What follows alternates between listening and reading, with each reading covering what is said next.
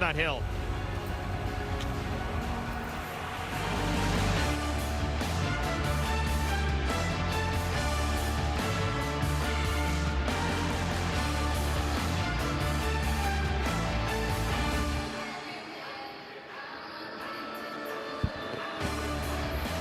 From Kelly Rink at Conti Forum, it's a top 12 Hockey East matchup as the Providence Friars open the season and take on 2-0 and number 2, Boston College. And a pleasant good evening to you. Thanks so much for being with us. With Bill Spalding, I'm Eric Galanti. Again, this was supposed to be the 1-8 matchup in the Hockey East quarter. Hello, I'm Mike Lindell, inventor of MyPillow. Thanks to your support. Every night is a challenge with emphasis on every. But the players don't realize this. They make the coaches even better. Whatever school you're bringing in unbelievable players. And they kind of make each other better. With players that are All-Americans, that are Kazmaier winners, I mean, it's amazing that we have so much talent in our league. Any good league has to have great players. We've got a lot of great players amongst the 11 teams. It makes the league the premier league in college hockey.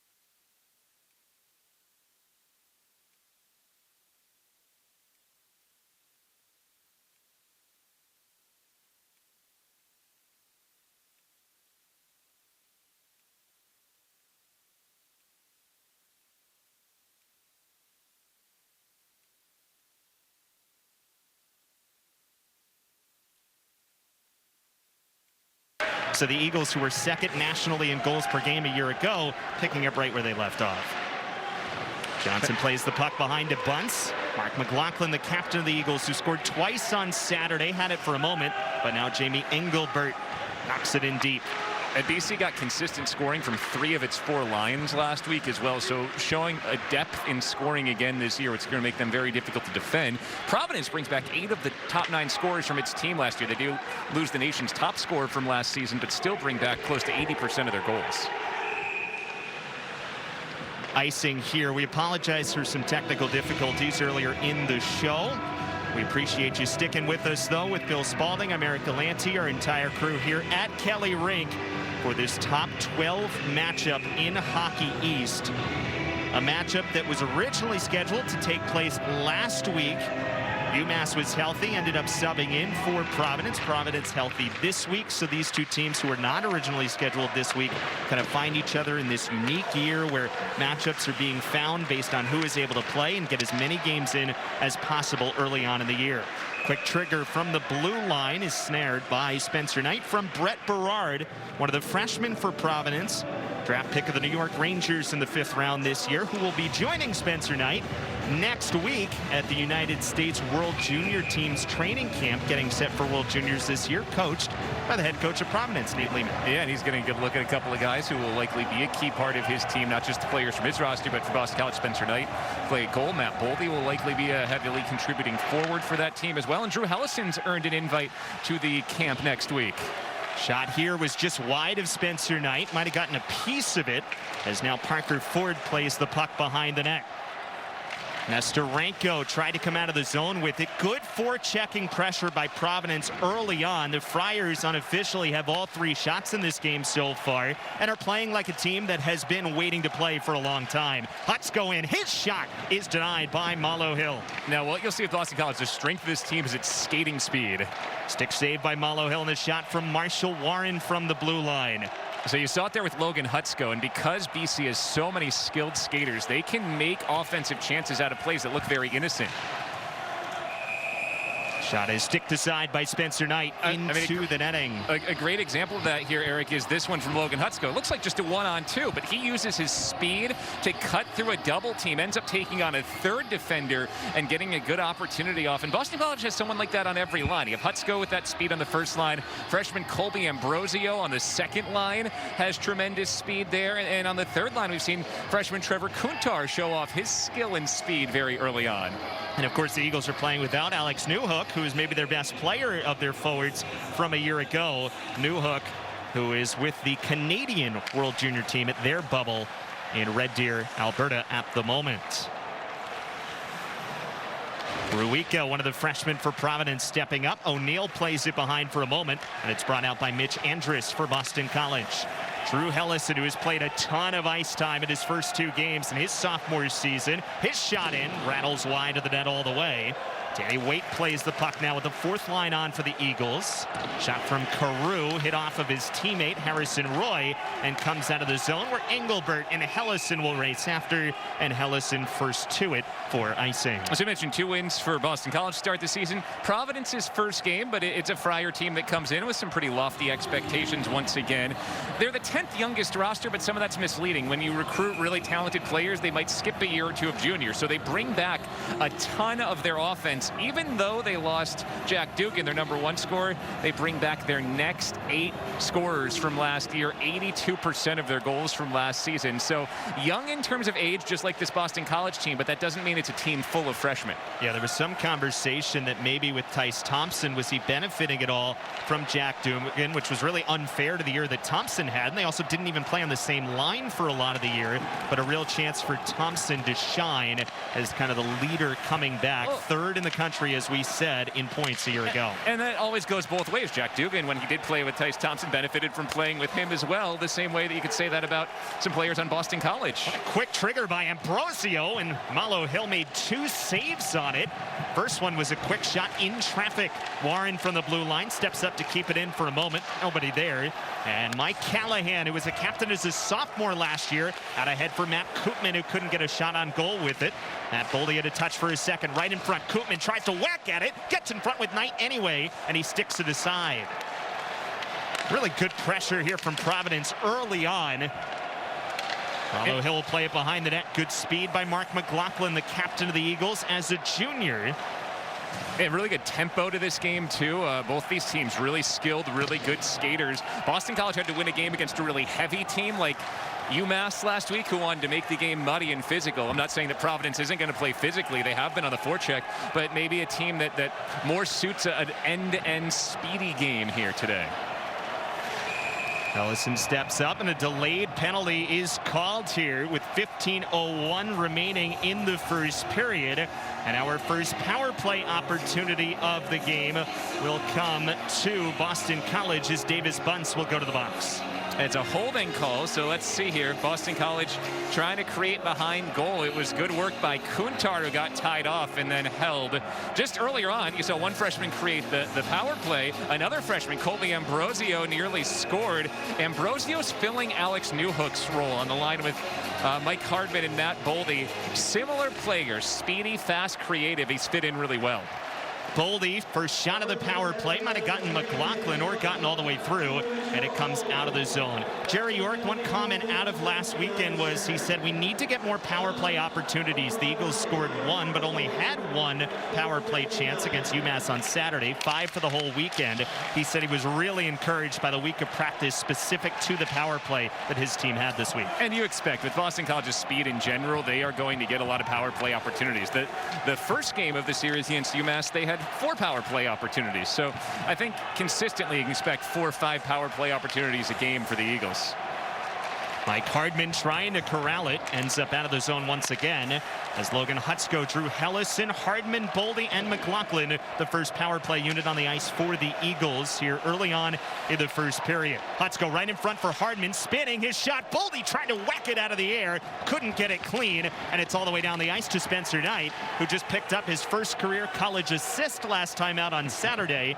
Always known for his ability to play the puck. Yeah, he was looking for it again. They're trying to stretch it out to Hardman. Unfortunately for Spencer, if he was assist hunting, Boston College was ready for a line change there. So they bring out the second unit. Warren starting the rush now with Jack McBain, who scored 2 last Friday for Kuntar, and his shot deflected wide.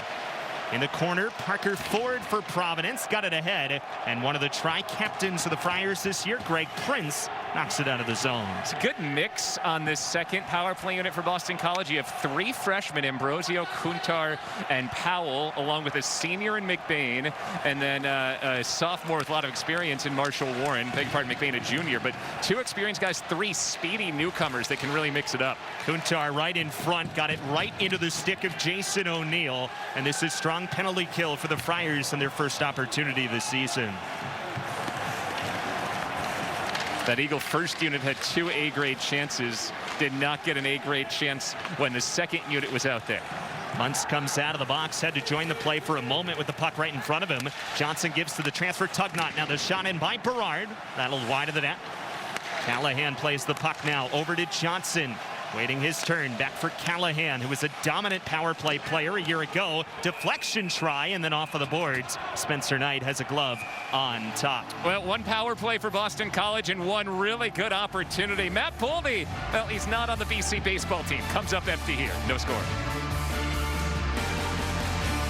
It's a fact.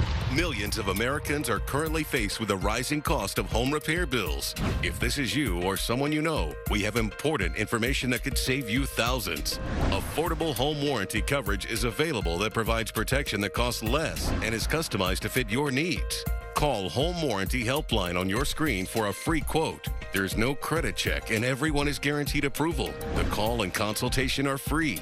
Don't wait. Please call 800-972-7672. If you're looking for an affordable auto warranty to help extend the life of your vehicle, search online for Consumer Affairs Extended Auto Warranties. Imagine having to repair an engine, transmission, and AC, even if it costs thousands. With an Endurance Vehicle Protection Plan, you're covered. Call now and we'll upgrade you to an Endurance Elite membership. A $2,000 value included at no extra cost. Call 800-594-7331. That's 800-594-7331. Call now. We started to make this point, Bill Spalding, about Boston College and its power play. You normally think a good power play leads to success. It really was not the case last year when BC went on its incredible run at the end of the year. So that's something Jerry York looking for early on. Yeah, you know, I think maybe it's because, honestly, this Boston College team has so much speed. They're so skilled that they want to get out in open ice and stretch plays. They scored a bunch of goals last weekend on stretch passes or 2-on-1 breakouts. You don't get as much of that when you're set up in the offensive end for a power play and you're moving the puck around more. That's not to say there's not a lot of good offensive players that can play on the power play in this group, but BC 5-on-5 feels like they can play with anybody in the country, so who needs the power plays? And credit to Providence, who on their penalty kill after November 21st last season was the best penalty kill in Hockey East. Icing here, so we'll go back down the other end.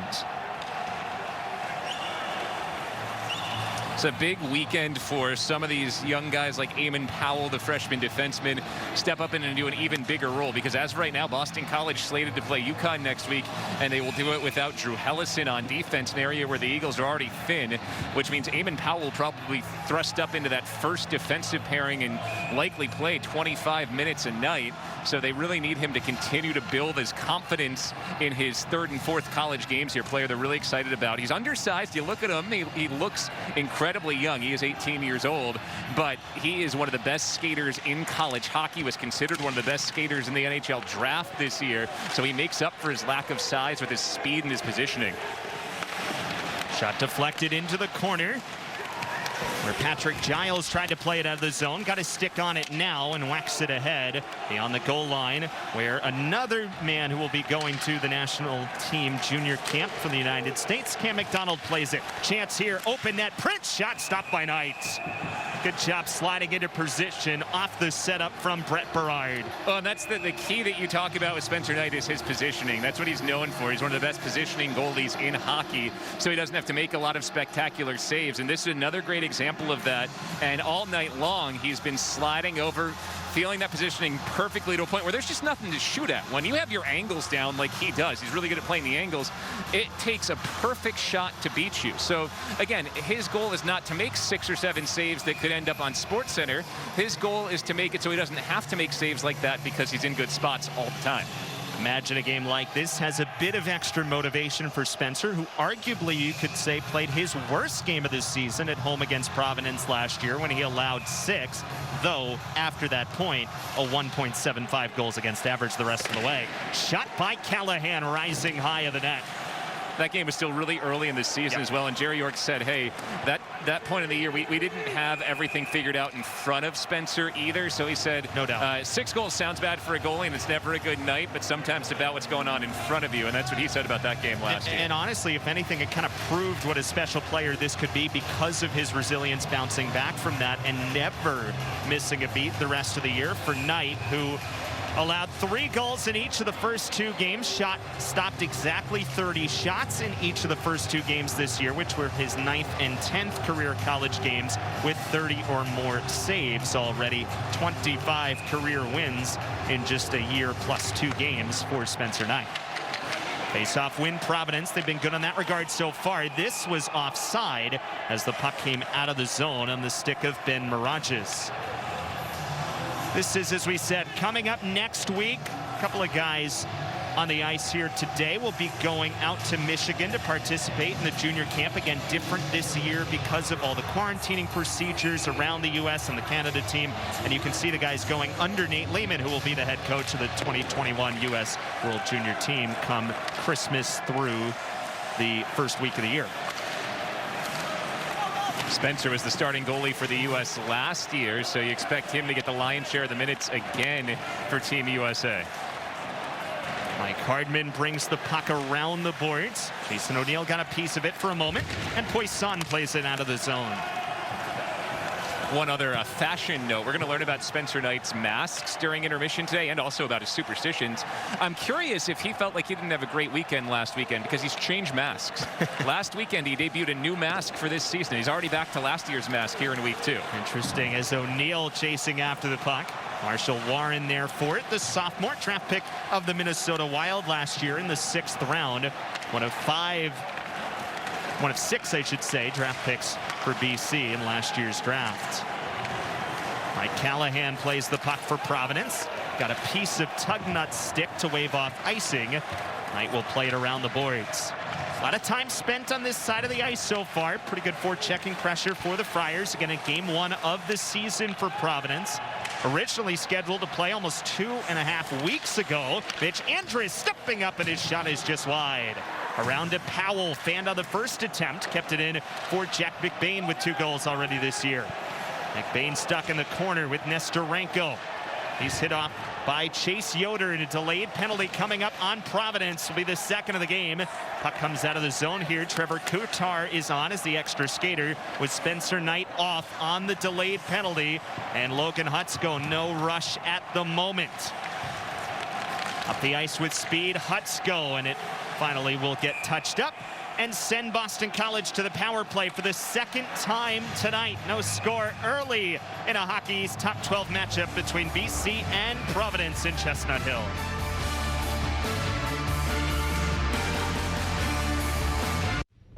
To defend against dark forces attacking your organization, you need to see in the dark. To have the wisdom to understand multiple cyber threats. The precision focus to end attacks instantly. On computers, mobile devices, servers, and the cloud. Join the world's leading companies in our mission to defend. Cyber Reason. End cyber attacks from endpoints to everywhere.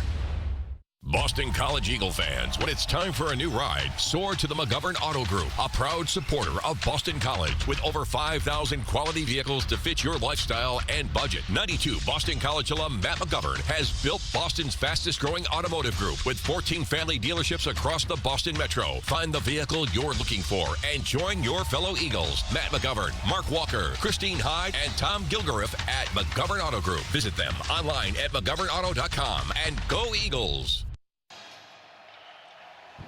I promise you, this is not a replay of the first penalty. It is Davis Bunce off the ice again and for holding. And he was a little frustrated with this one. I'm going to give him the benefit of the doubt. There was really not very much contact there. If all that we're seeing is that touch from the right hand that led to the holding call, that's a tough penalty. Now, we couldn't see his left hand. And if that's what the referee saw, he ended up losing his stick in that scrum. Maybe he grabbed the left hand. But from what we saw, that's a tough penalty.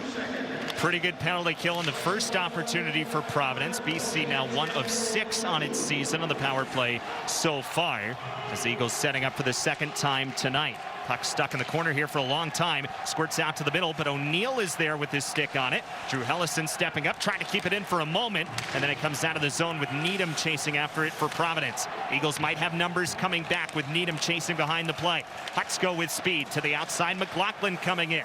Got it on his stick now. Twirling behind the net. Just wide of Logan Hutsko, and Matt Boldy stepping up. And this comes out of the zone and into the Providence bench. So the faceoff will come once again to the left of Gabe Mallow-Hill.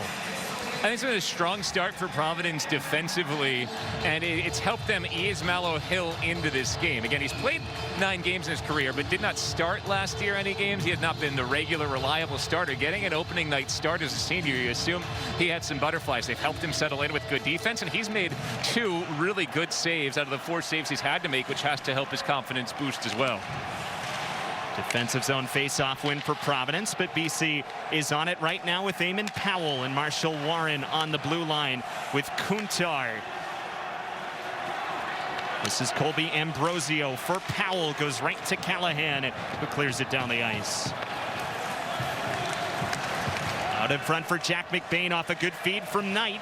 Trying to go quickly behind the Providence defense to Ambrosio for Eamon Powell. Thought about it, waiting. Across for Ambrosio with 41 remaining on the penalty time. Slap shot, Warren wide of the net.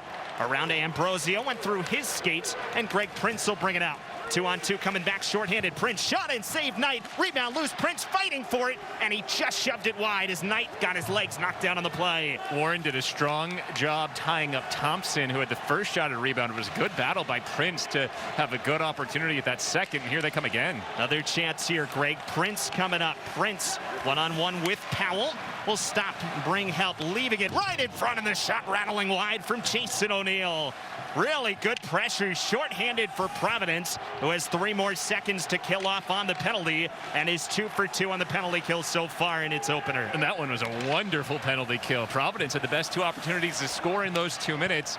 Really limited things for Boston College, keeping him to the outside and taking advantage of a couple loose passes to get the other way. Eagles did allow a shorthanded goal in their season opener last week. Open ice here across forward. Waiting save, Knight. Perfect positioning, and Spencer Knight made a difficult opportunity look easy. Now we're going to see a few different chances here for Providence. They've controlled the last few minutes, even shorthanded. Here's Prince coming in. Good first shot. And then after Warren took Thompson out of the play, Prince continuing to charge in. And then how about this one from Spencer Knight? Again, the talk is positioning. He read that play the entire way, slowly working his way, following the puck and tracking it across the crease to the point that when the puck finally got through to Parker Ford, there just wasn't any room to shoot it once again. This time the Eagles take the face-off win. So again, we're scoreless. Shots at the moment are 6-4 in favor of Providence. And it's been a really strong forecheck for the Friars so far. Right in front, Moynihan is just wide of Knight. Callahan plays the puck in behind. Ford around for Davis Bunce, who got hit at the end of it. Moynihan still pushing a New Jersey Devils draft pick. Poisson is in there as well as the Friars get a change in with the freshman Chase Yoder coming out on the ice. A Penguins draft pick. On the stick of Callahan, he'll turn it back in.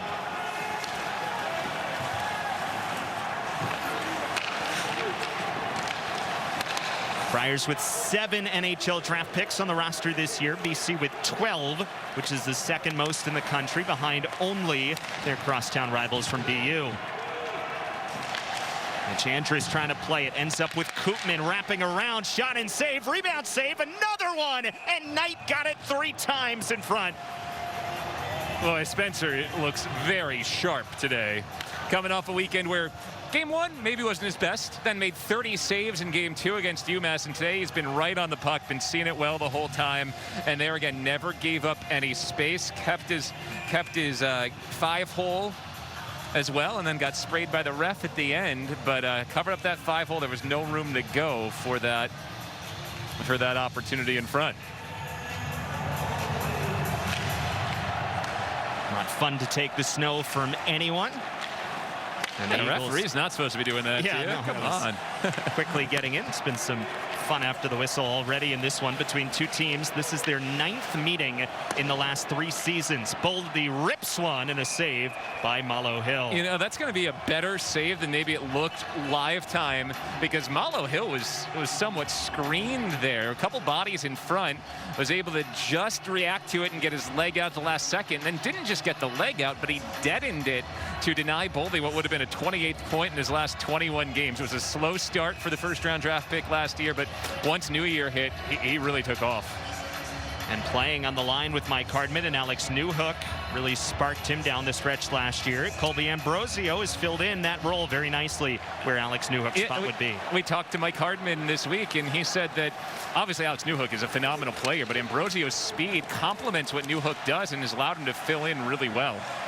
Penalty delayed coming up here against Boston College with Warren against Berard. Cross for Callahan, sends it, knocked down by Thompson, centering one. Knight is on top of it, and the Friars, who had the best power play in Hockey East a year ago, will get to show it off for the first time this season, as Warren will go to the box for Boston College.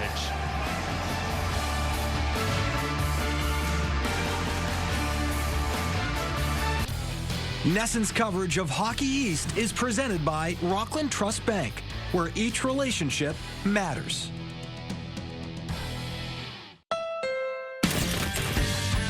At Honda, we take the holidays seriously.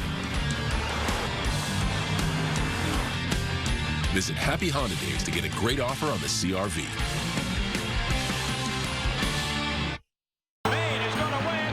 We have the best teams in the country in our league. It gets your team better, and it gets your team ready to win national championships.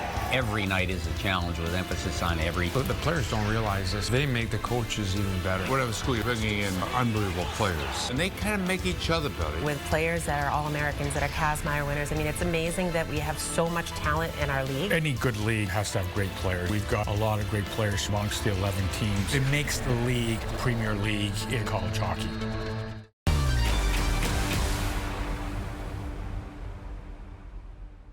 All right, so Marshall Warren off for holding. That is the 3rd holding call already from referees Eugene Binda and Jeff Miller in this first period. You know, I think it's a good call, particularly the way it's being called today. So right now you got to adjust if you're on the bench. We've seen 3 holding calls in the first 14 minutes. If you put your hands on your opponent right now and grab it all, it's going to be called. So defensemen on both sides need to identify that and back off just a bit, adjust to the officiating, which has been, to the officials' credit, consistent so far. Providence will start on the power play for the first time, so we've had 3 penalties. They've all been holding, and a first save here for Spencer Knight. You'd expect that more on a Saturday at Alumni Stadium than here inside the Connie Forum. 3 consecutive holding calls, and I think to his credit, Davis Bunn's probably glad this one not on him after he was tagged at the first 2.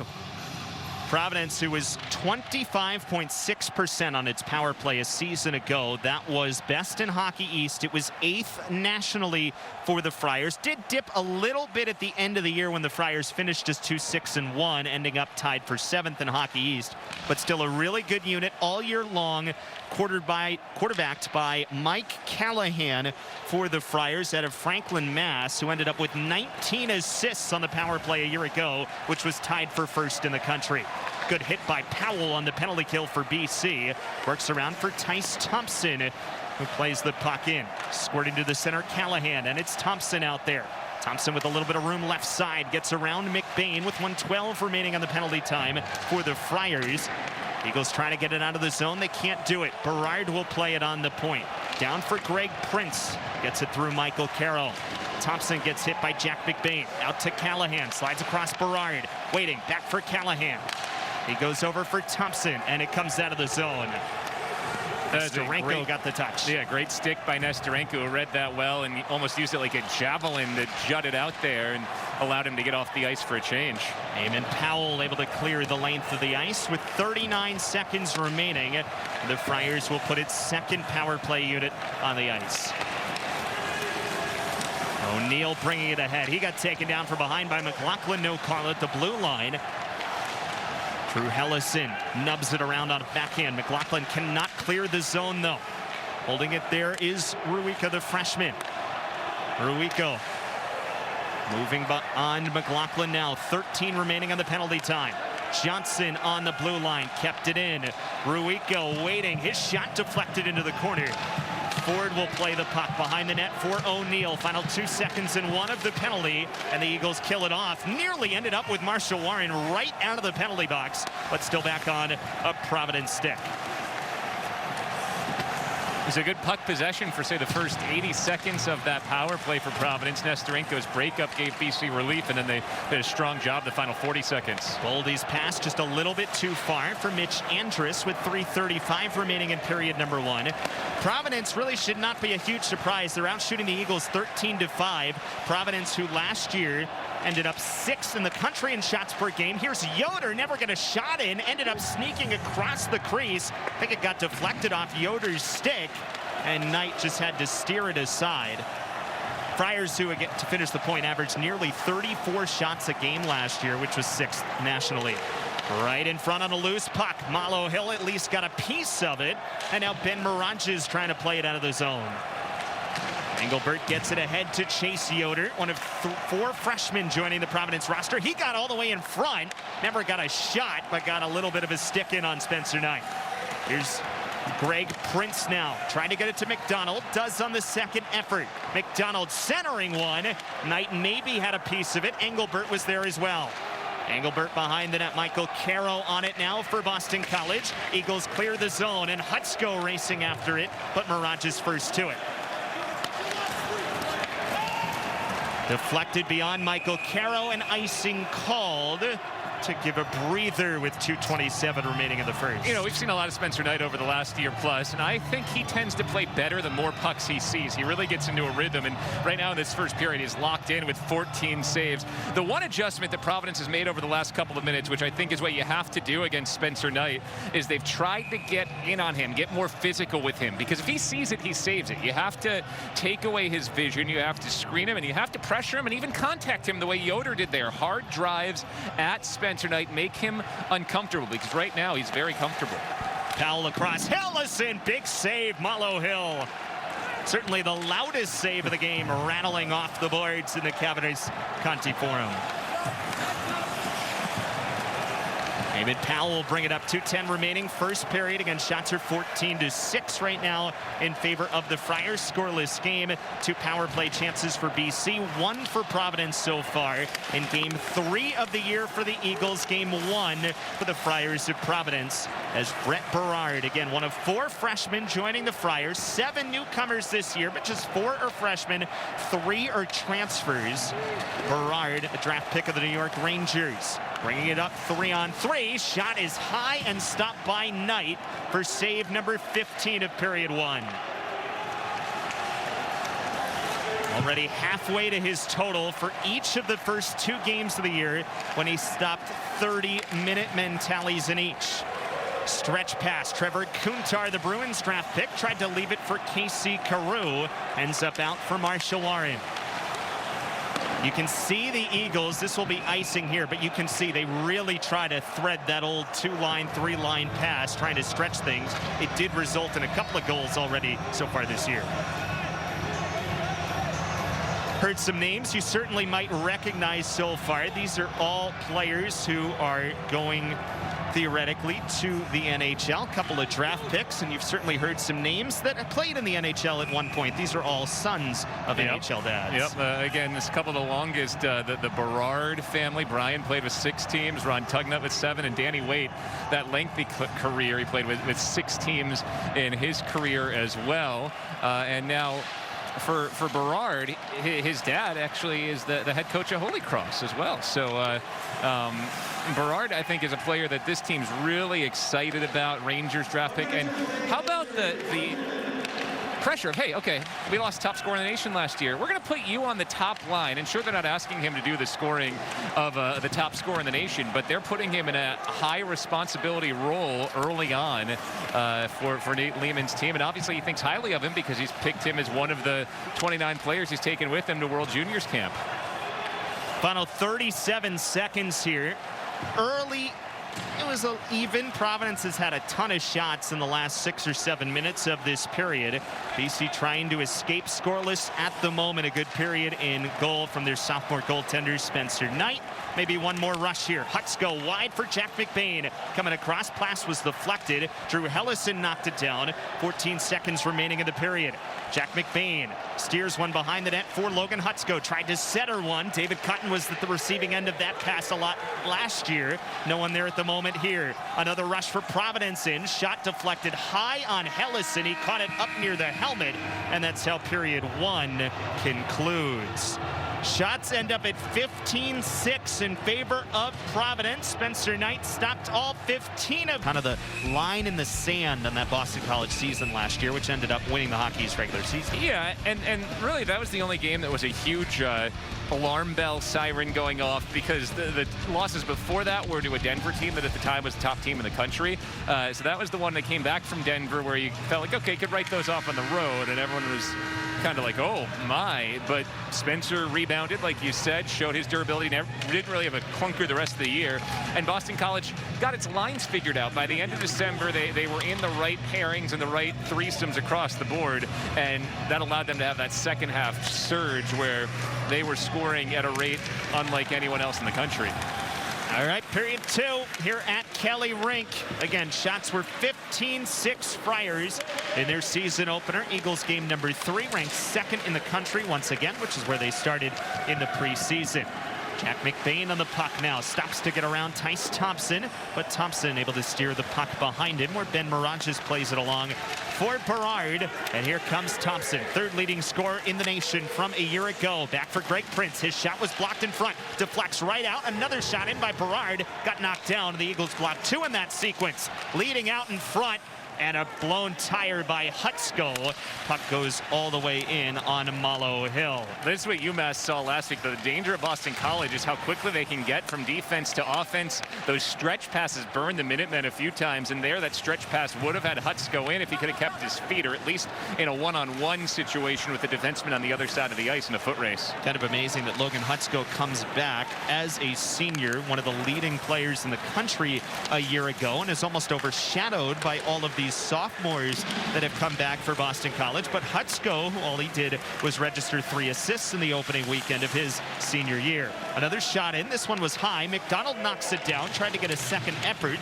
Original one did not get all the way to the sophomore keeper from Darien, Connecticut, in goal in gold.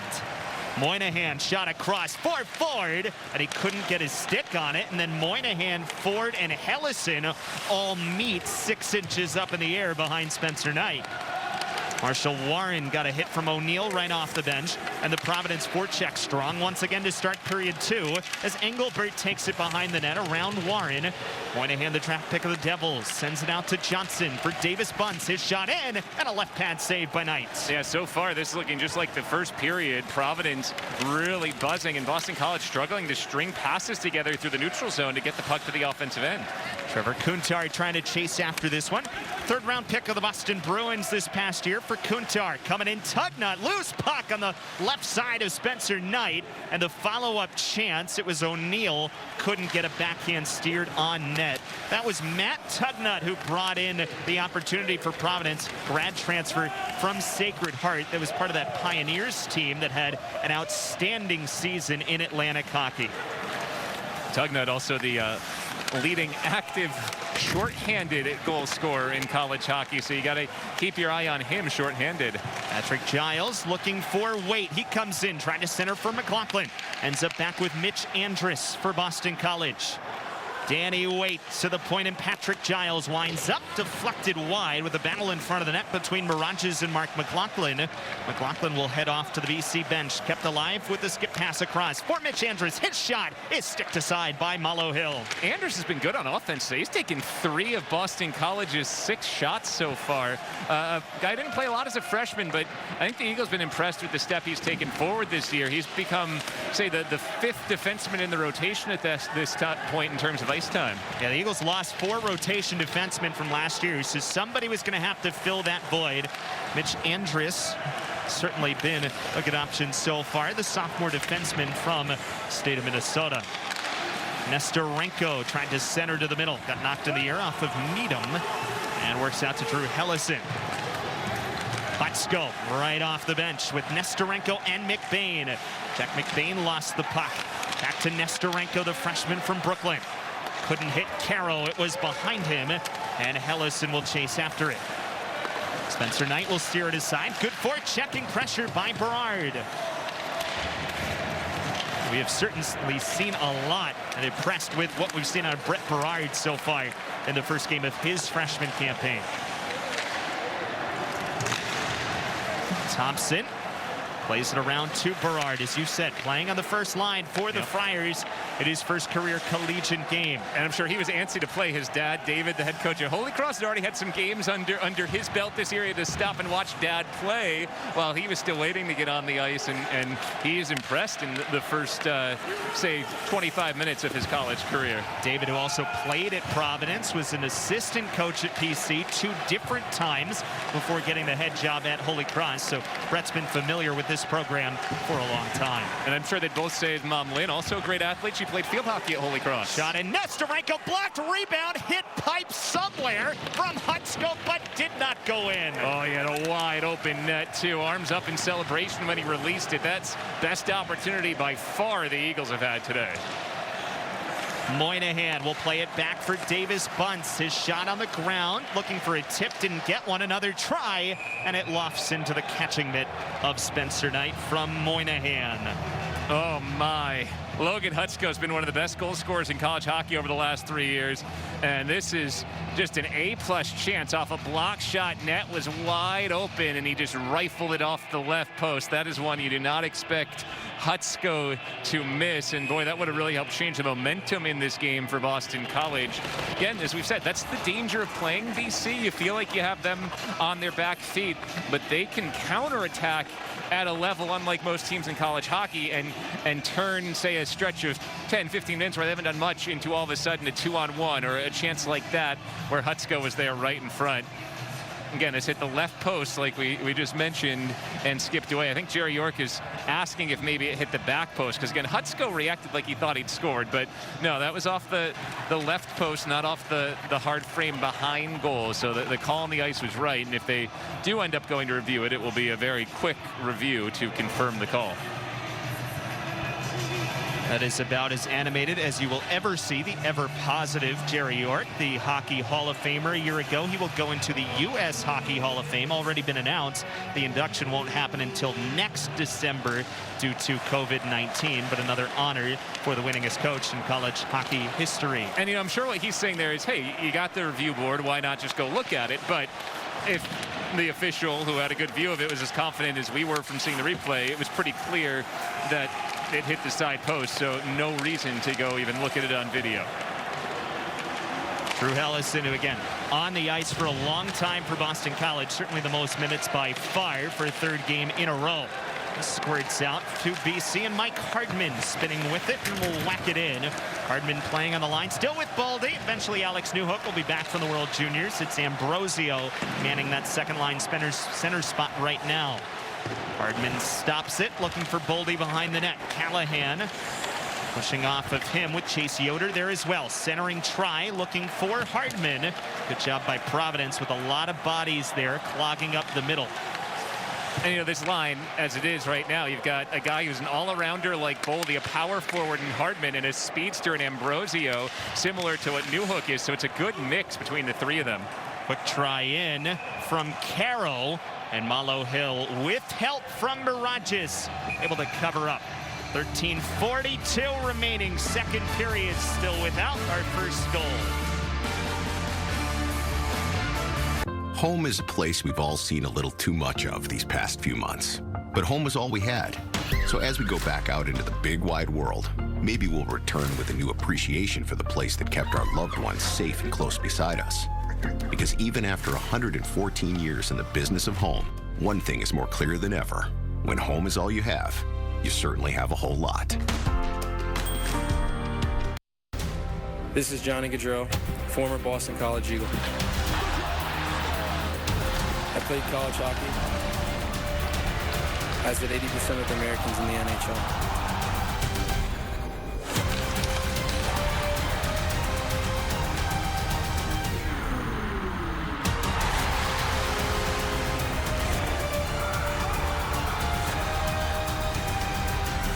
Whether you are a fan or a player, nothing compares to college hockey.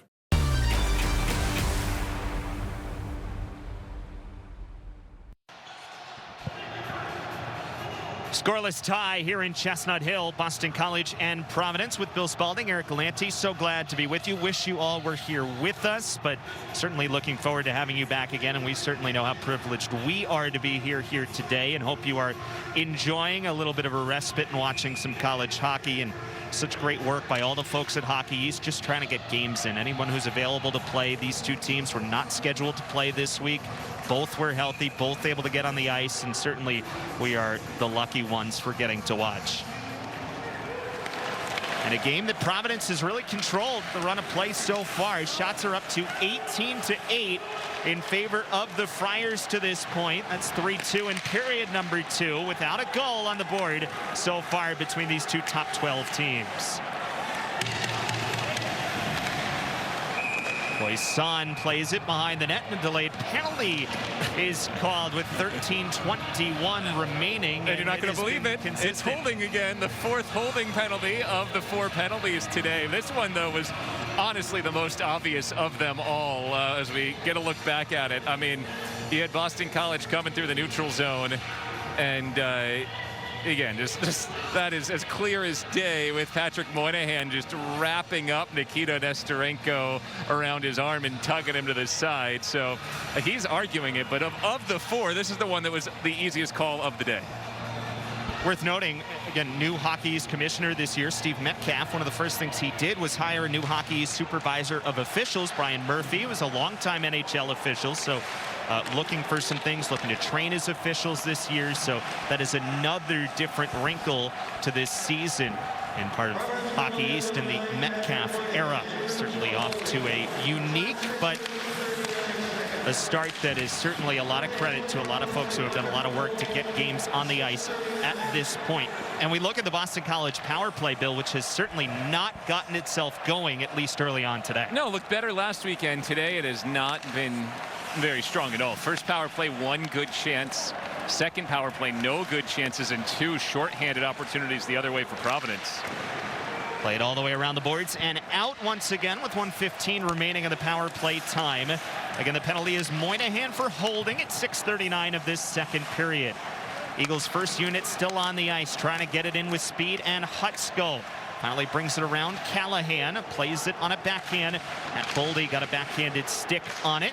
Tussling in the corner there with McDonald. Works out to the point. Hellison shot in, was blocked out in front by Ford, who did a nice job to knock it down to the penalty kill. Boldy plays it back to the point, and Hellison slides across Hutsko with open ice for a moment. Closed off by Needham. Boldy waiting, deflection, try, and a good save, Malo Hill. That's Mike Hardman's strength, big power forward. When we talked to him this week, he's like, hey, my job is to score those goals in front. He had a perfect setup there. That was designed from Boldy to Hardman, wanted that deflection. But Malo Hill, we've talked all day about Knight's positioning. Malo Hill had great positioning there, skating out to the top of the crease. And even with that deflection, there was really nowhere to go past him as he made himself big and cut down the angle. To the point in Marshall Warren, second power play unit, one-timer for Powell. Rattles all the way around. Warren will chase down after it. 26 remaining on the penalty. The best part of that Malo Hill save was the rebound control. Hard to control rebounds off deflections. He did not give a rebound there, and if he had, Hartman would have been waiting to pounce on it. Powell plays the puck in. Miranch's got a stick on it. Cleared out of the zone by Davis Bunce. I think you've so far today seen a really large gap between Boston College's first power play unit and second power play unit. The first unit's had some good chances, the first and third power play. The second unit's really not gotten set up at all on the power play. Just a tough time getting it in, and a credit to Providence's penalty kill. Knocked down to the point by Powell. Penalty time has expired now, so back to even strength hockey. With 11:05 remaining in the second period, game remains scoreless to this point. Out for Trevor Kuntar in his freshman season. Kuntar was originally committed to Harvard, ended up transferring to Boston College after all of the changes this spring and summer. And Harvard and the Ivy League, of course, who have opted out of this season due to safety for COVID-19 in the Ivy League. Mitch Andrus brings it across the blue line to the point. Kuntar sliding across, got it back across for Giles from Roy. Good looking passing through the middle, but no shot at the end of it. Giles playing across. You see Carew knocks it down. His shot in and on angle. Rebound was loose in front after Malo Hill got the first one. Ford can't bring it out. Another turning shot by Giles. Again, a tough angle and a stick save by Malo Hill. Better pressure from Boston College here over these last few minutes, doing it to Providence, what Providence has done to them most of this game, which is turning up the effort in the forecheck, making it more difficult to get out of the Friars' end. Yeah, that may have been the best offensive shift for Boston College in a while. That was kind of a half third line, half fourth line combination there. Here's Berard moving in, stick save Knight. And he knocks it to the net with 9:47 remaining in the second. We remain tied without a goal on the board.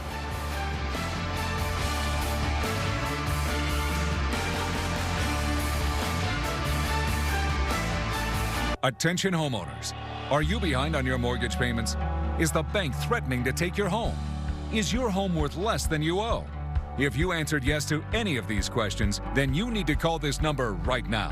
We are the Mortgage Defense Line, and we can help you save your home. Through this TV offer, you can take advantage of special programs designed for people just like you. We've already helped thousands of people save their homes. It doesn't matter if you've been turned down before. We can help you too. Call right now for your free no-cost evaluation. It won't cost you anything to find out if we can help you. We are the Mortgage Defense Line, and we can help you save your home. Don't wait. Call right now. Please call 800-970-1920. That's 800-970-1920. Again, that's 800-970-1920. That's 800-970-1920.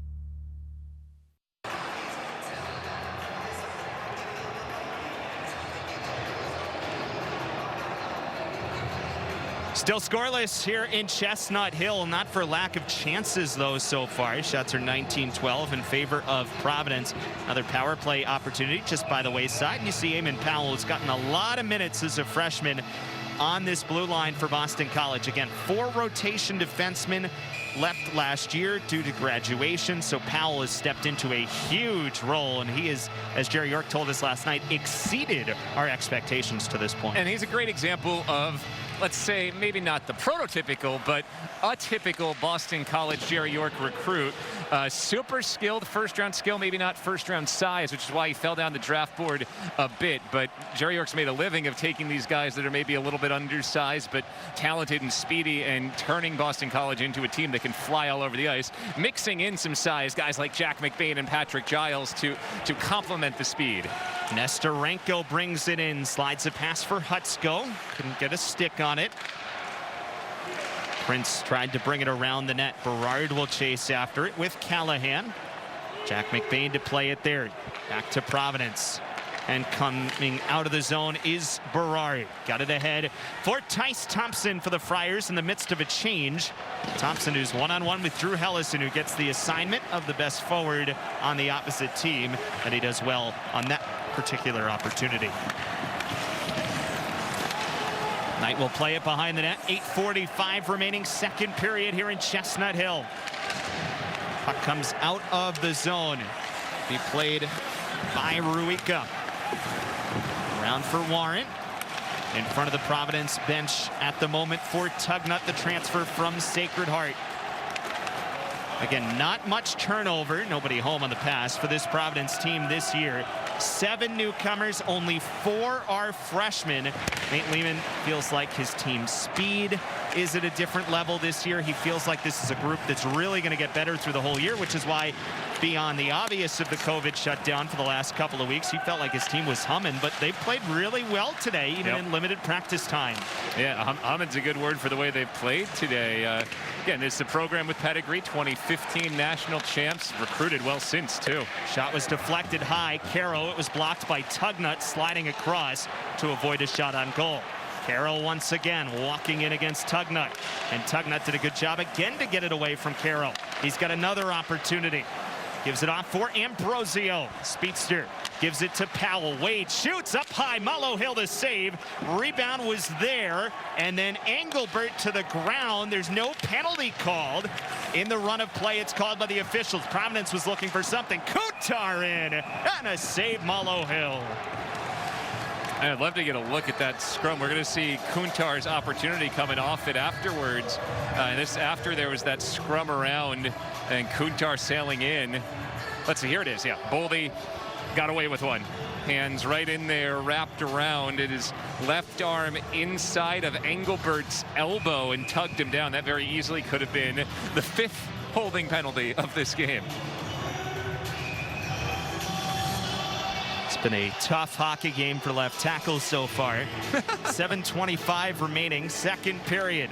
Face-off win for Providence. Both teams have been pretty good in these defensive zone face-offs, which I think is contributing to the lack of maybe A1 chances to this point. Yeah, defensive zone face-offs have been key. That was one thing that, if you look at the stats last week, was maybe the one negative coming out of the UMass series, but you could credit that almost entirely to one player on UMass. Josh Lapina, the freshman center, has shown himself through the first 2 weeks to maybe be the best face-off man in Hockey East. He won, it felt like, every critical face-off in that series against Boston College last week.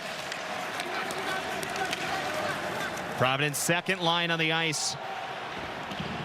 Poisson with Ford. This has been a good line. Poisson comes in. Knight with the save. Second effort hit the side of the net. Net starting to pop off. Knight still not moving with the puck behind the net, and it comes out of the zone. And that's why it's so important to never slack on your positioning, even when it feels like you have the puck. He was hugging the post, and even on that quick change of possession, didn't leave any room for the puck to sneak in to his short side. Craig Needham playing the puck behind the net. Fourth line. Excuse me, that's Koopman. Here's Needham turning around. Koopman, another wraparound try. Stick saved by Knight. Back to the point. It works in for Callahan. It got knocked up in the air by Patrick Giles. And it was Needham who took him to the ground. And Mark McLaughlin clears the zone for Trevor Kuntar. 6:13 remaining in the period. Kuntar coming in. And a body blow on the goalie, Malo Hill, with help from McDonald, who was playing in behind on Kuntar, and everyone went crashing and tumbling towards net. All right, so chances both ways. Here's what I was talking about for Spencer Knight. You know, you don't think a chance is coming right away, but he was holding the post and ready for one to come as he shut the door on that late slide from Poisson. On the other end, Kuntar driving hard. I don't think he was trying to end up on Malo Hill, but he was kind of taken there by mirages. That being said, if you're a head coach like Nate Lehman, you want to protect your netminder, and that's why he's speaking to the officials right now about it. It was a physical, hard-charging play, and though it wasn't called here, and I think that's the right call, you see that called sometimes, so I think it's also a fair argument to be had on the other side. I'm open to a good debate. It's not holding, so. No. Yeah, only holding calls allowed today, I think. Again, one of the new rules this year is on some of these face-off violations, they are no longer tossing players this year for violations, but if you get 2 consecutive infractions by the same team, that will result in a 2-minute delay of game penalty. It's one of the initiatives to try to speed up the game a little bit, have less turnover in the face-off dot. A little more risk reward as well. You're trying to get that head start. Spencer Knight covering up with 5:51 remaining here in the second.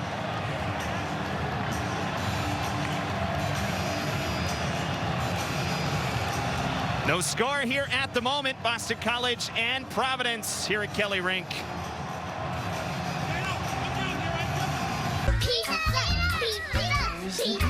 PNC Bank believes that if an app can help you track your pizza, come on, Cody, where are you, buddy? Then your bank should have the technology to help you track your spending. Virtual Wallet is so much more than a checking account. Easily see what's free to spend and see where your money is going so you can budget even better. Okay, he's got to be close. He's $6 in the other direction. Make a left, make a left, make a left. He made a right again. Virtual Wallet for digital banking from PNC. It's time to get more from your bank. I got a good feeling. Yeah, I'm up on the cloud, ain't coming back down.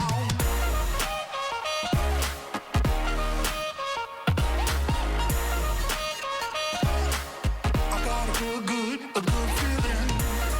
Yeah.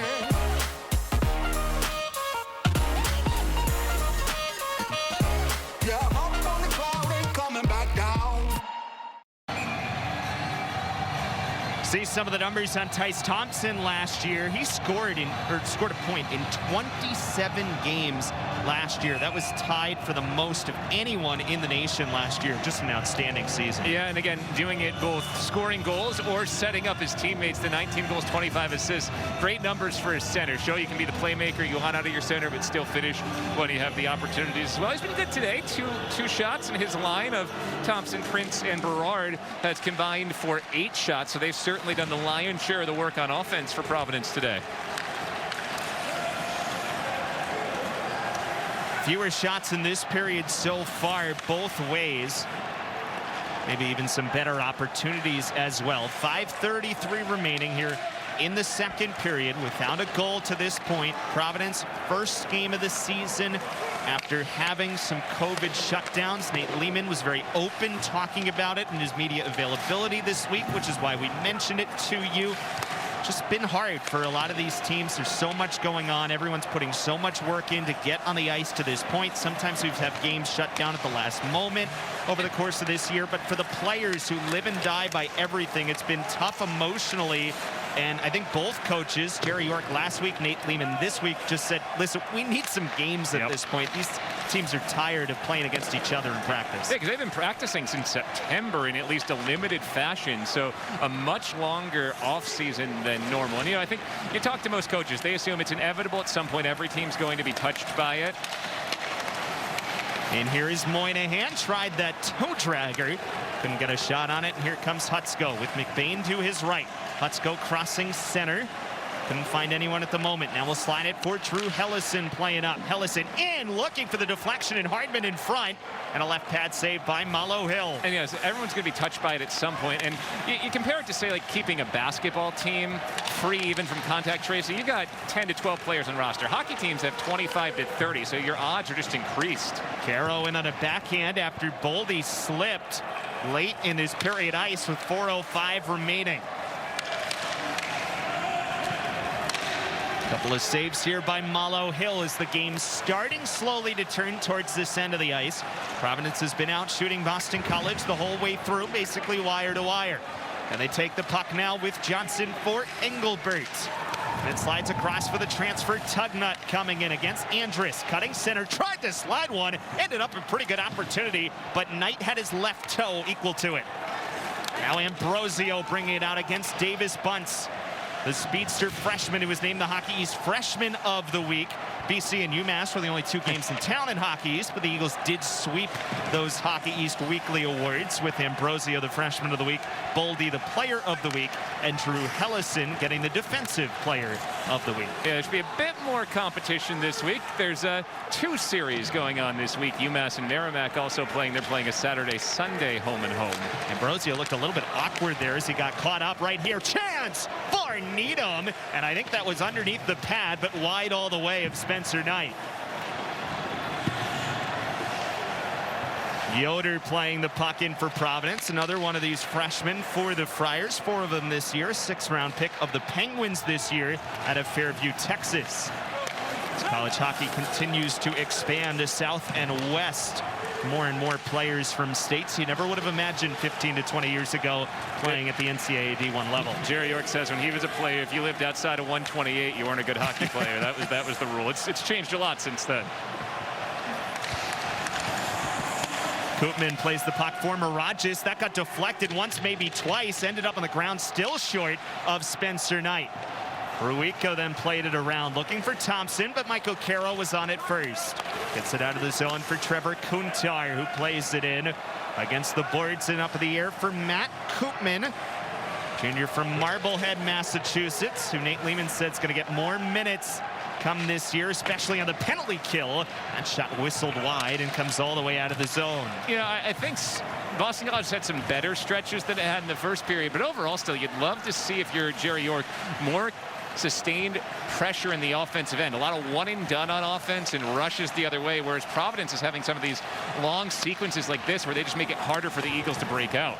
Stretch pass for Hutsko, tried to cut center. And I think today Providence has been really good on that kind of second touch for BC. Yeah. When Hutsko tries to cut center, it has not been there. Thompson coming in, his shot deflected, but Knight still equal to it.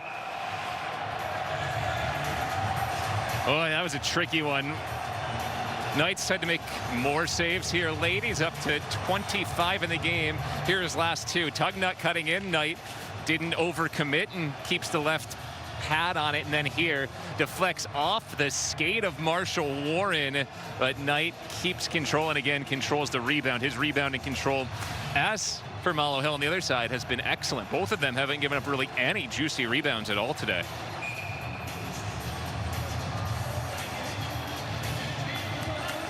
See 25 saves already in the game for Spencer Knight. He had 30 in each of the first two games of the season in victories over UMass, 4-3 and then 6-3.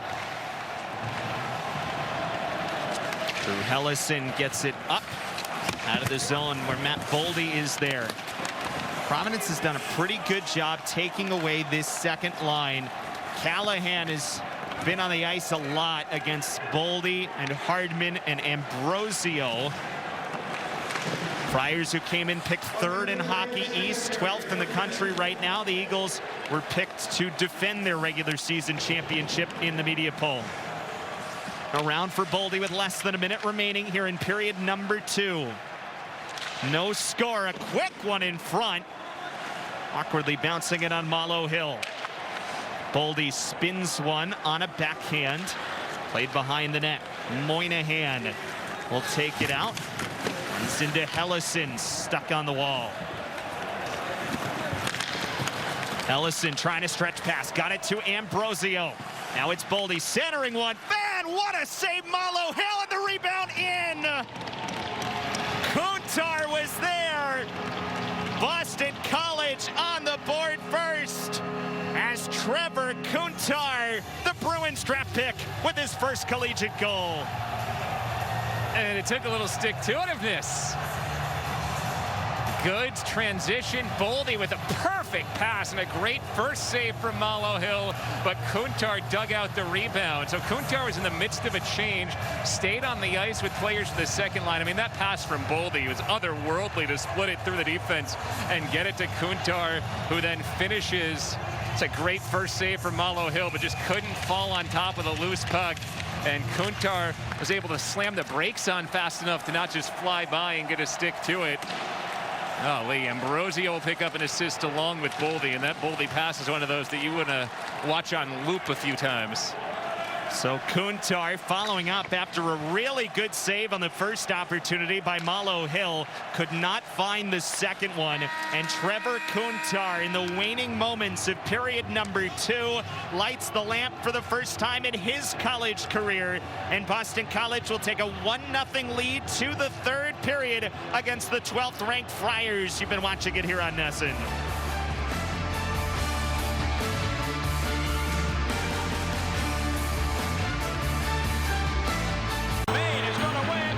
We you have the best teams in the country in our league. It gets your team better, and it gets your team ready to win national championships.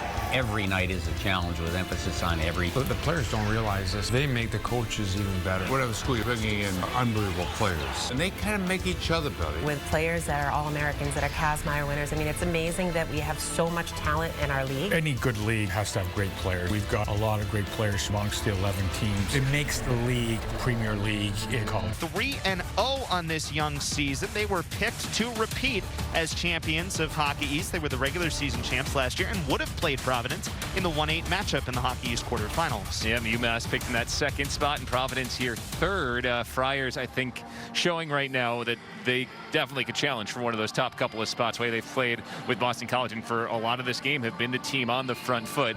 If I'm Nate Lehman in the locker room, the one thing I'm really focused on here in this third period, we talked about it a bit at the end of the first period, need more traffic in front of Spencer Knight, and you need to get more physical around him, similar to how we saw Kuntar end up in Malo Hill's kitchen. Spencer Knight's feeling really comfortable. He's really locked in. You got to do some things to make him a little bit less comfortable if you want to create goals today, because the way he's playing, it doesn't look like he's going to give you an easy one here. You're going to have to earn it. You're probably going to have to score a muddy or dirty goal.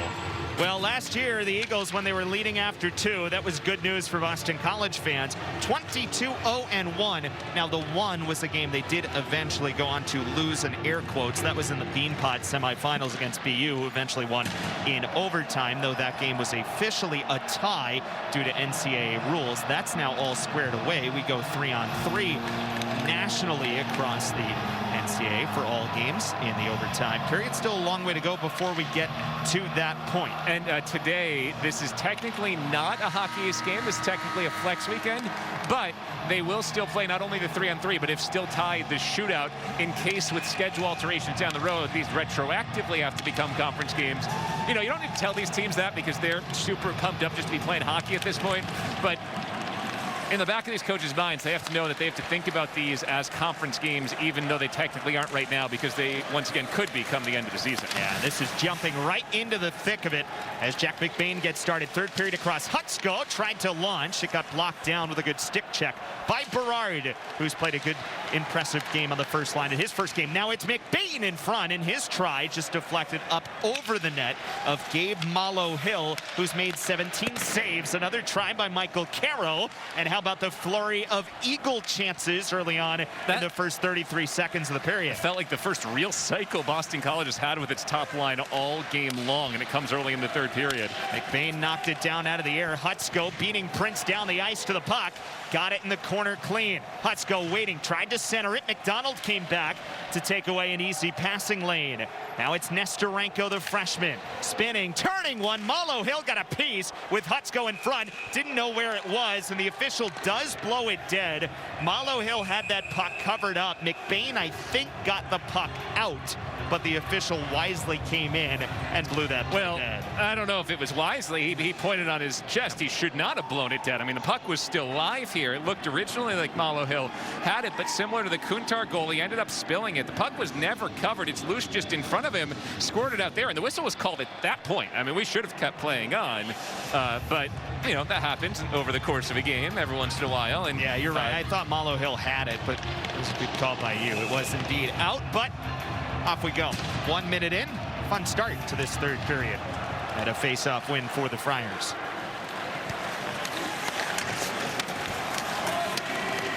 This will be icing down the other end. You know, you mentioned Providence picked third in the Hockey East preseason poll. We said they finished tied for 7th last year.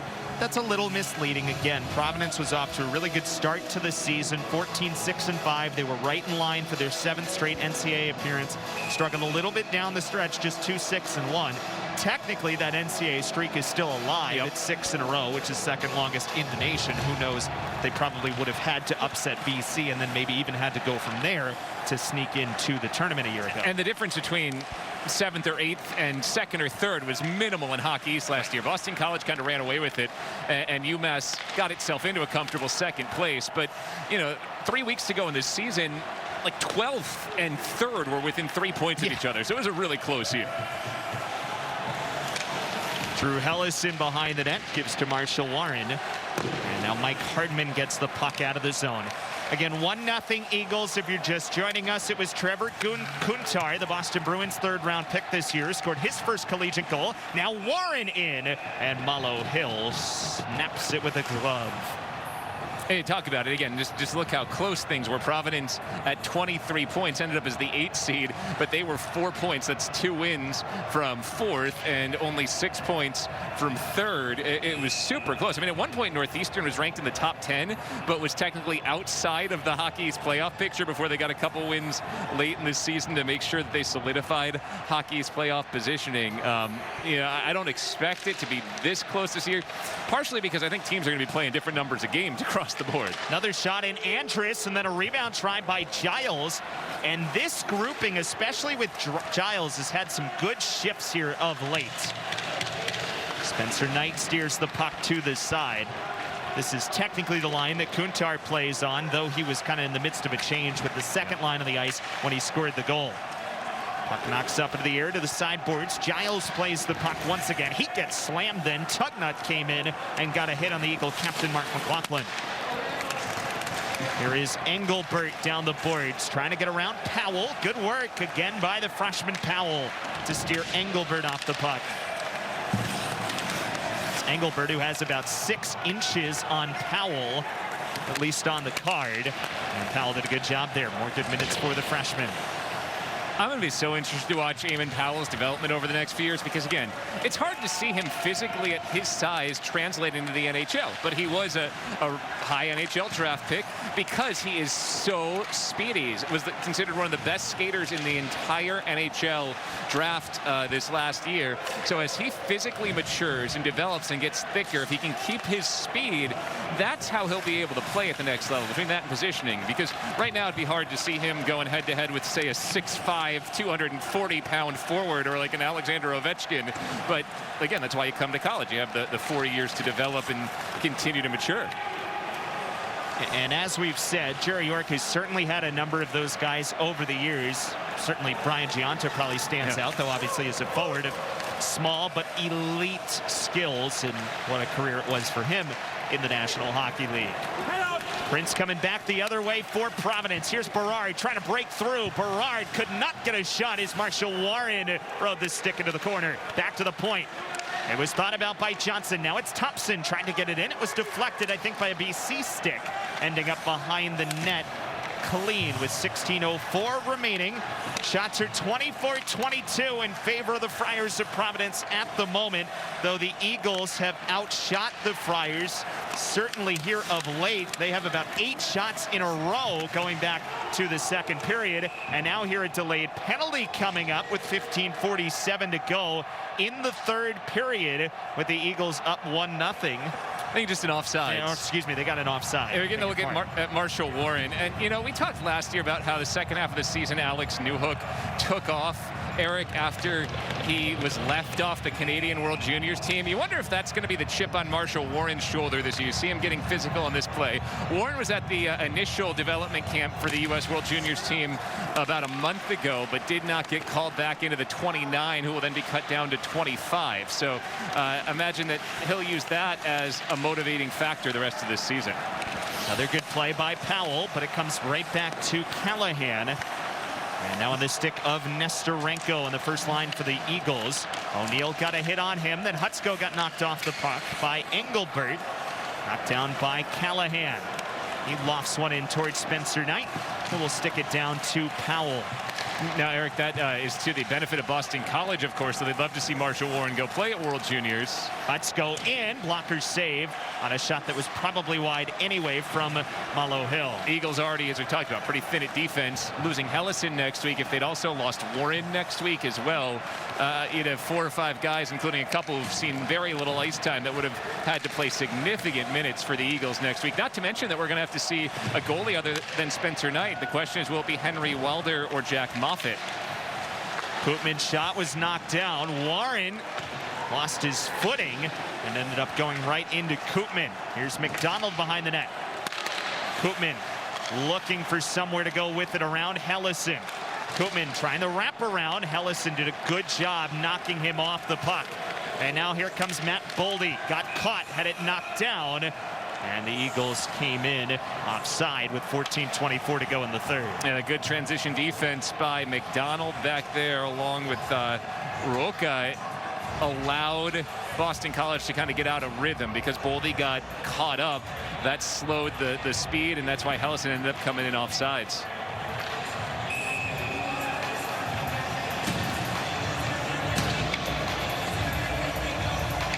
Again, it's the Kuntar goal right now, the difference in a 1-0 lead for Boston College in the opening game of the year for Providence, game 3 for BC.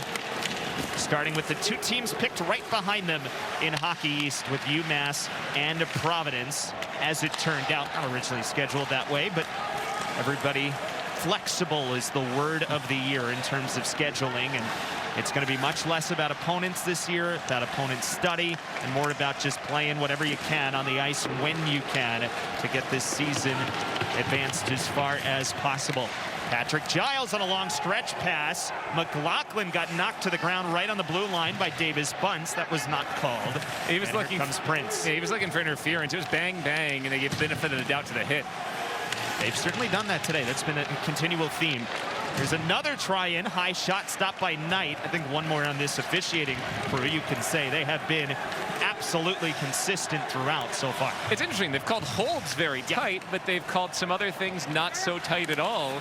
You mentioned that it's early in the season. Their new emphasis is this year. Maybe the meeting today was about, hey, we got to make sure that there aren't too many grabs and holds, and got to keep them honest there.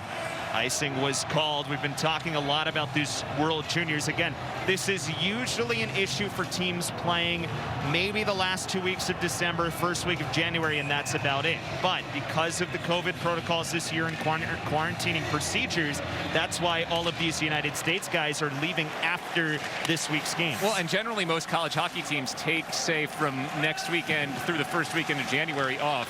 With the late start due to COVID this year, that's not going to be the case. Providence, maybe without their head coach and 3 players for 8 games, at least 6 and probably 8. Certainly will probably be 8 if Nate Lehman and the United States make it deep in that World Junior Tournament. High shot in here, and Malo Hill found it in traffic in a 1-0 game in Chestnut Hill.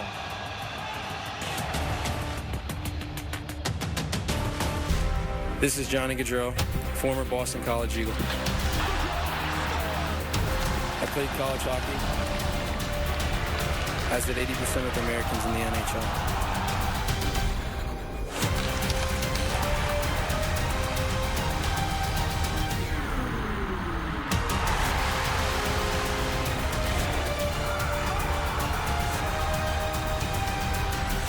Whether you're a fan or a player, nothing compares to college hockey.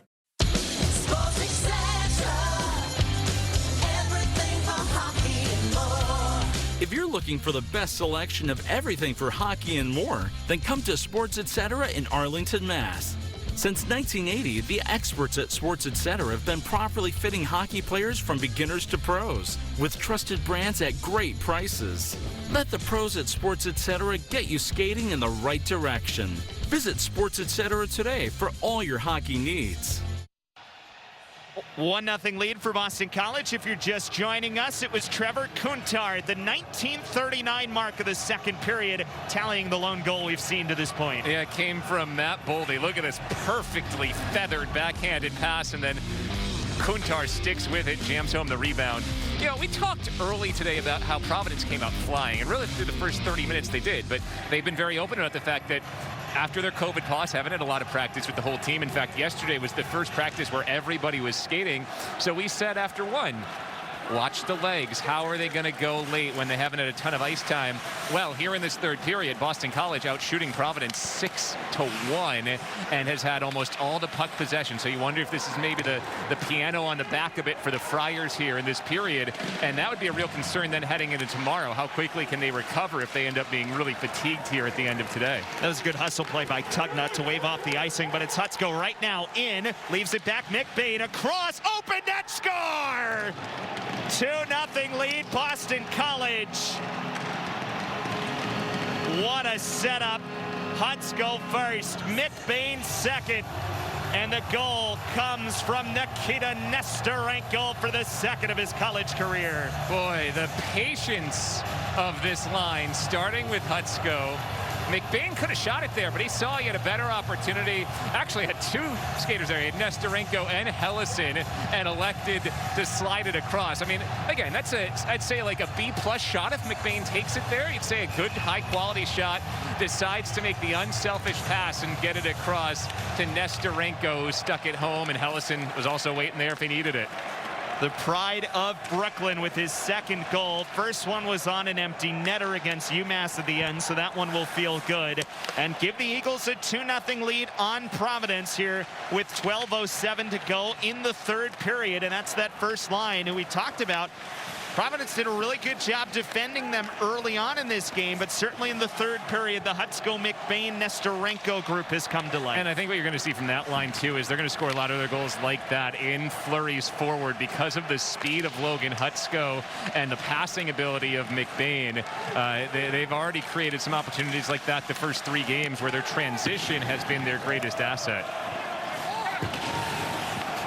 So we believe it was Nestorenko. He certainly led the line going in. Hellison was right there as well. And it is a 2-0 lead for the Eagles. Nestorenko, a freshman, a draft pick of the Wild last year, despite this being his first college season. He played in the BCHL last year, decommitted from Brown, where he originally committed. His parents, who immigrated from Russia to the United States, he grew up in Brooklyn. Certainly not your hockey hotbed, you would think, as another shot in, stopped by Knight. Not just Brooklyn, Coney Island. Get that guy on Nathan's. Nothing better. And hey, if you're a Minnesota Wild fan, you really like that goal because it was one Wild prospect to another. Jack McBain, also a Wild draft pick. And again, the pass there was smart, and Nestorenko just kind of whacked at it. Again, both sticks were in there. Yeah. Well, Nestorenko claimed it. They all went to Nestorenko. Even Hellison went over to Nestorenko. So I think we're all giving Nestorenko the credit there for his second. You mentioned the Wild. There are 4 Minnesota Wild draft picks on this Boston College roster. Warren, McBain, Boldy, and Nestorenko. And so certainly a lot of reason for the folks from Minnesota to pay attention to Hockey East and specifically Boston College this year. You think the Golden Gophers are Minnesota's college team? Right. Not this year. This is icing, and we'll come back down the other end of the ice. This is another rule change this year. After icing, the team can elect which face-off dot to take the face-off after icing and after a penalty taken. So the Eagles will elect the circle to the left of the Providence. The officials are right on it here. All 5 Providence players had tried to change off the ice while the puck was sliding down. All 5 pulled back over the boards here. And you know, I think this is actually an intentional play by Tice Thompson to get that first infraction. Just give his guys an extra second or 2 to catch wind before they clear it away here. Again, that is a rule change this year. If you're just joining us, first college hockey game maybe watching this year, they are not tossing guys. Here's the chance in front for Harrison Roy. Set up by Waite. Good fourth line minutes for the Eagles. Loose puck, Casey Carew spins and shoots. Ends up nearly on the stick of Roy. It fluttered over his stick into the corner. Roy spinning one again. It hit Waite's leg on the way by. Now Caro, his shot in, got deflected and blocked down in front. So after the first 2 periods, a lot of prior forecheck. Here's Berard coming in, and a penalty going to come up against Eamon Powell. Not much he could do there with the speed of Berard. So it is, I think, holding penalty number 5 of this game. Providence power play when we come back.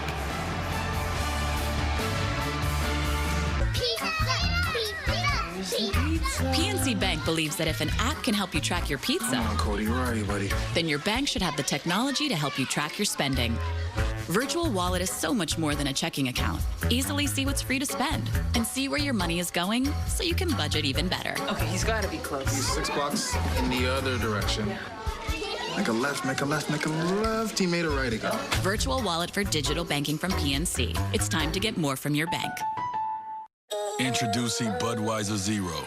0% alcohol, 0 grams of sugar, full Budweiser flavor. A refreshing alcohol-free brew that tastes like the real thing. Budweiser Zero, 0 compromise.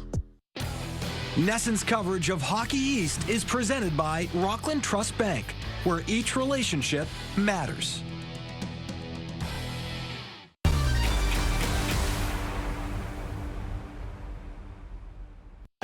Eamon Powell called for the holding penalty at 10:01 of this third period. Bill, let's see if you can find the hold. You can easily find the hold here. I think the debate is whether or not that should have been a penalty shot for Berard, who's had a really good debut without any points to show for it. The Providence bench was arguing for the penalty shot. Now, this might be a hot take, but I think if I were Providence, I'd actually want the power play over the penalty shot, just because Spencer Knight is so good with his positioning. He's really hard to beat when he sees the puck, even in those types of situations like a penalty shot. Whereas in the power play, you can get some traffic in front, you can deflect the puck, you can move him around. And remember, Providence had the best power play in the entire league last year. First opportunity for Johnson was stopped. Here's Ruika. Got it to Ford, now into the corner, and it's whacked down the ice by Logan Hutsko. So the penalty once again is holding on Eamon Powell, as we said, 10:01 of this third period if you're scoring at home. And the puck is again cleared out of the zone, and that actually hit, I think, an Eagles stick hanging over the bench, so the faceoff will come back in. That's a big bounce. Break. Yeah, big bounce, because it took away an opportunity for Ambrosio. Both these teams are dangerous shorthanded. We've seen Providence with a couple shorthanded chances already. Remember, Boston College scored 11 shorthanded goals last year. That far and away led the country. Now, Alex Newhook scored 3 of them, and he's currently in Red Deer, Alberta, with the Canadian World Junior team. But a lot of speedy guys that can take a turnover and go the other way, beating the defense. Callahan across, one-timer wide from Moynihan, and it came all the way out and around. With 1:20 on the penalty time here for the Providence power play, which was the best in Hockey East last year at over 25%, 8th nationally a year ago. Behind the net, Moynihan looking for it. Michael Caro to chase after it. Greg Prince got there first, but it's swept away by Ambrosio. Callahan thought about going quickly. Thompson was calling for it with a couple of taps on the ice. End up in with Berard, stopping, but forced out of the zone by Boldy.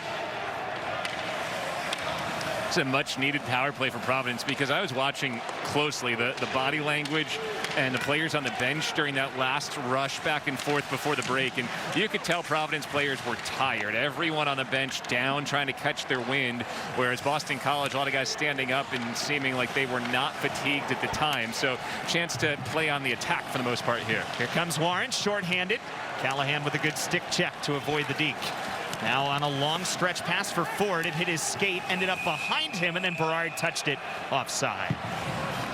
And again, there's nothing you can do about the situation that Providence is in. A lot of other teams will be in this year. If you get caught with a situation where you have to trace or quarantine or whatever, you can't skate for 14 days. And no matter how well conditioned you were, if you go 14 days without that conditioning, it's going to take some time to get your legs back. And that's not an excuse, because again, most teams are going to go through the situation at some point this year, but it's just the reality of the situation. And that was the concern as this game got deeper. And I think Boston College has really taken advantage of the fact that they've had their full roster together the last few weeks, already played some games as well, and they have the legs here late.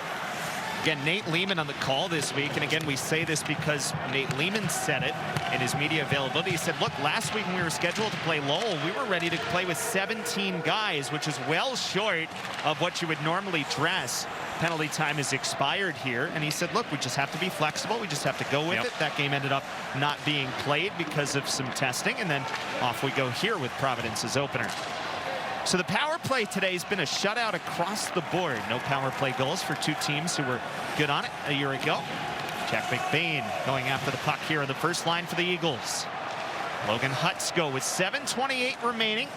Time starting to be more of an issue for the Friars here, trailing by 2 goals again in the season opener. Tugnut absorbs a hit from Marshall Warren. Here is Powell out of the penalty box. Ahead for Hutsko. He waits on it, looking as the Eagles will change, and he dumps the puck in behind Malo Hill. Again, the one thing that you can do here if you're Providence, if you get set up, that I still don't think they've done enough of today, park some bodies in front of Spencer Knight. He's on his way to, at this point, 28 rather routine saves. He made a couple where he's moved side to side, but he has not had to look around big bodies in front. He's not had to peek his way through traffic.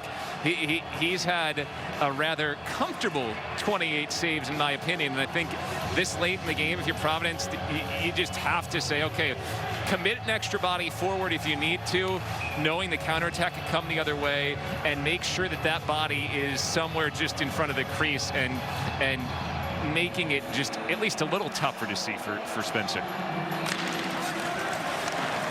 And again, many of these shots and his saves have come early on as that went up into the netting. Yeah, 15 first period saves. And even early in the second period, Providence had a lot of shots. And then since about the halfway point of the period, especially at the end, Boston College kind of taking control of the game. They will bring the faceoff back to center ice after that went out of play. So 6:51 remaining here. Third period action from Kelly Rink. Appreciate you being with us. A 2-0 lead for Boston College over the Friars of Providence. And here's Boldy, who will lay it in the zone on the backhand, where Ben Mirages will chase after it. Mirages, who's a third-round pick of the Islanders back in 2017 in his senior season. Had a great freshman campaign in terms of points. His points have tailed off a little bit the last few years, but his plus-minus, it had a really strong increase this year. Knight able to glove that one with it riding up his stick first and then into his catching mitt. Yeah, at the end of the day, points are good. Plus minus as a defenseman is what really judges how well you're doing your job. Mirage's doing it well. That one just kind of skipping for Spencer Knight, who I can't think of one bad rebound he's had today. And, you know, that's generally a characteristic of his. There were a few bigger rebounds than he'd like last week against UMass. First games of the year, you know, you probably have some nerves, and UMass did some things to make him a little bit uncomfortable. But today he's been really, really good about either not giving up a rebound at all or controlling just where that rebound goes. Here comes Greg Prince, who scored 4 goals in the opener last year. Providence set the world on fire a year ago, winning 7-0 at Maine in its season opener. Yes, that's the same Maine by the Mike Richter Award winner Jeremy Swayman, who was in goal all year. It's kind of amazing to think, but Maine, who ended up finishing 4th in Hockey East, had a wonderful season, and they're one of the schools you really feel for that had a chance to get back to the NCAA tournament for the first time in a long time last year after a wonderful season that, of course, was paused due to COVID-19 in March. And they were a team that, you know, the Hockey East had some weird ebbs and flows last year. When Maine was coming down to play BC in January of last year, I mean, there was talk about maybe having to have a coaching change, season on the brink. All of a sudden, they beat Boston College down here, and that sparked that run down the stretch with Swayman playing great hockey. Yeah, swept him a year ago. 2-0 lead for BC, 5:25 remaining in the third. If you're like 58% of Americans, you never went to college. Or you did, but never finished. Why? It was just a hassle going back and forth to campus. At Independence University, all classes are online. No driving to campus. No one at the college even knew my name. At Independence U, you'll get a personal support team, and they'll all know your name. Too many extra costs, like books, fees, parking. We don't have extra costs. We even give you a new laptop and tablet to keep when you graduate. I couldn't fit my schedule around classes. At Independence U, college fits your schedule. 4+ years to get a degree? With us, you could finish in 3. At a typical college, no one cares. Caring about students is what we do best. Independence University held my hand through the process. Don't be afraid to take the leap, because it has changed my life drastically. If I did it, you can do it too. Independence U is designed for busy adults like you. 1-800-555-1212. 1-800-555-1212. College will go at it tomorrow, and then no rest for the weary for PC. They will take on the other top 10 ranked team in Hockey East, UMass, and then UNH. Again, this is all very tentative this year. That is the schedule that's laid out at the moment. Could be very different. Boston College has played, to this point, 3 games. Tomorrow would be 4 against teams they were not scheduled to play in any of the weeks that they played them. So flexibility and All of that is the word of the day. But tomorrow, 7 o'clock, Boston College and Providence down at Schneider Arena right here on NESN. And you say flexibility. This is technically a flex weekend right now, which means it doesn't count in the hockey standings, but could eventually retroactively be added to the standings if these teams are unable to play again later in the year. I think the reason Hockey East is doing it with these rescheduled games right now, making them flex weekends instead of at the end of the years, you don't want one team to get way out in front and have played, say, 4 or 6 league games, because then you get to a point in the year where other teams need more league games, but that team might be healthy, and then you're in a situation where you have an unbalanced standings at the end based on one team playing way more games than another. So 5:05 to go. See if Providence has a chance to get back into this game. They have not solved Spencer Knight yet to this point. Here is Callahan. He's in, and Knight got it with the right pad. That is save number 30 for Spencer Knight. Another slap shot, Mirages, and it was blocked by McBain, giving up the body in front. Nestorenko then knocks it out of the zone. Here comes BC, 2-on-1 coming back. Nestorenko waiting across for Hutsko. He got taken up in the air by Callahan. And Boston College will go on the power play once again with 4:35 to go. And it's pretty easy interference call on Callahan. Let's go back to the other side of the ice first. This is just tremendous by Jack McBain. Jerry York has been singing his praises this year. Said he thought he came on the end of last year and now expects him to be one of the top players. Big defensive play. And on the other end, I mean, Callahan knew he didn't have the step on Hutsko, so instead of letting the speedster fly by him for a great chance, all things considered, I'd say that's a good penalty. Wipe him out of the play, take the 2 minutes. Now, the only counter to that would be that's 2 minutes where Providence is shorthanded, down 2 goals with only 4:35 left to play.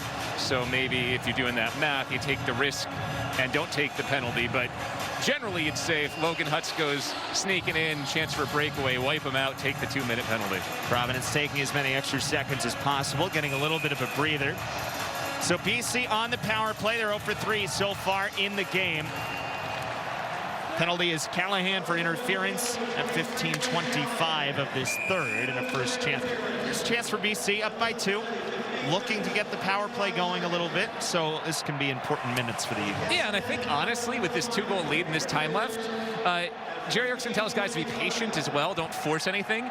And I think that's honestly sometimes when you're struggling, a positive, because it forces you to slow it down, make sure that you're making good passes and you create the look that you want on the power play. Don't settle for something early. 5 seconds rattled off the penalty. And Davis Bunce gets it all the way down because to Spencer Knight. Yeah, at the end of the day here, Eric, if you go the full 2 minutes, you don't score, but they don't get a shorty the other way, then it's a win at this point. There'd be 2.5 minutes left, still up 2 goals. You'd feel good about that situation. If you try to make a risky play and you give the shorty going back the other way, that is the major no-no at this point. Hutsko will give it to Matt Boldy.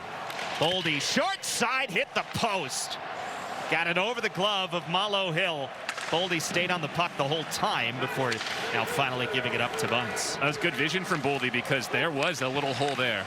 Good play by Hutsko coming back on the shorthanded opportunity. And then McDonald knocks it into the zone where Knight will go way out of cage to slow it down. That wasn't just a good play. That was a great play by Hutsko because it would have been a one on Spencer Knight if he hadn't gotten back there to wipe it off. Providence doing what they should down 2 goals. They're taking big risks shorthanded, throwing a lot of bodies forward. Been really good on the penalty kill all day. It's a real positive Nate Lehman has to take out of this one. 45 seconds remaining. Quintar couldn't get a stick on it, and it's cleared down the ice by Mirages. I feel like Providence deserved a goal the way they played in the first period, but Spencer Knight made some big saves. They've had some struggles to generate consistent offense since, but you know, for the first 25-30 minutes, Friars were the better team today. It's Boston College controlling the second half of the game for sure, but Providence came out flying, and that's what they have to try to replicate tomorrow in the second half of this home and home. I mean, it kind of reminds you for Providence, as we watch the end of the power play time first. Warren for Eamon Powell, waiting, gets it on McBain's stick, and a backhand try is stopped by Malo Hill. Take a look at these last couple of bids for Boston College. Here's Boldy again. He just saw there was a tiny little gap above glove side, and he nearly picked it out, just hit the post. And then here, Jack McBain trying to sneak the backhander in on Malo Hill, but he closed the 5-hole. He was ready for it. Eric, finish that point. Yeah, to wrap it on Providence, we said they started 14-6-5 a year ago. Very good. Averaged 3.5 goals a game. In their last 9, still basically the same number of shots. Top 15 nationally in shots, right around 33, 34 a game, but only averaged about 1.5 goals per game in their last 9. This game really feels like kind of the last 9 last year for Providence. And again, I'm going to harp on it over and over again, but you can take as many shots as you want. If you don't have traffic in front, most college goaltenders are going to make the saves, and there just has not been enough bodies challenging Spencer Knight. That, to me, has to be the adjustment. The shots, for the most part, have been low percentage, particularly in the second and third period. 2:03 remaining here. Providence kills off the penalty, but still trailing 2-0 at the moment to Boston College as the Eagles trying to go 3-0. Net is empty for the Friars. Malo Hill to the bench as the Friars trying to come back from down 2. As we said, the Eagles trying to go 3-0. It would be 3 top 12 wins nationally for the second-ranked team, who certainly, though North Dakota did win their opener, they can get through tomorrow. We'll make a bid once again to the media folks for a #1 national ranking. But I think they'll take certainly the 3rd win at the moment with 1:25 remaining. To the point, and Ruika slides across. Callahan rips one. Got in high on Knight. Fought it off with traffic in front. Boldy trying to clear it out. Ruika couldn't get it past Boldy. Kept in the zone by the captain, Callahan. Somebody's without a stick. It's Hellison. So really 6 on 3.5 right now for the Friars. Back to the point. It works in. Shot was blocked down. Another rebound try is blocked. Another one batted around right in front. Back to Callahan. He waits on it. Slides across. Chance was fanned on by Tugnut. 52 seconds remaining.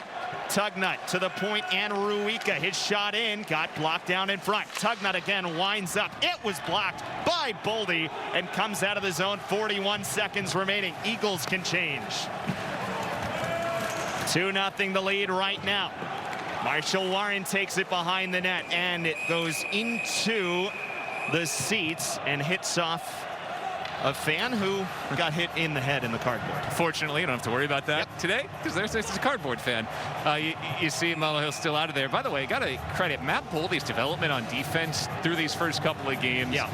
That's an area he's really improved this year. Blocked a lot of shots, did one last time as we'll get a timeout taken on the ice against UMass, blocked a big shot.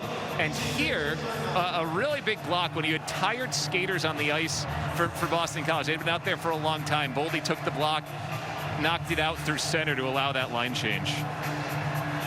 Just to wrap on Providence here, 32 seconds remaining. Kind of the biggest question coming into this year, sure they lost Dugan, was who's in goal? Really a 3-man competition. Nate Lehman said it was very close. Jackson Stauber will be available at some point. We expect Anton Martinson to play a lot. Gabe Mullet-Hill, I think, has been pretty good today here in his really 2nd career college start.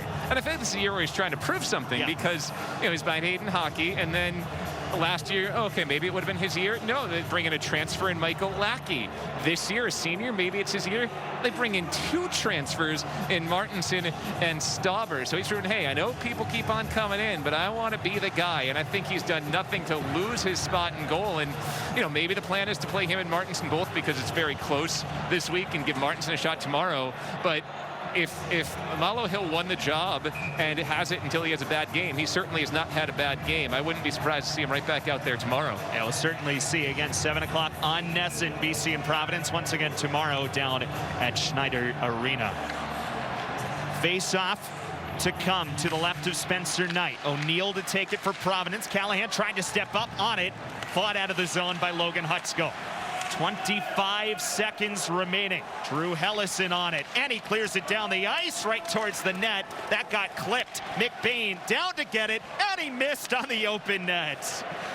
Would have made it 3-0. He's going to get some And grief then on it that. ends up in from the blue line.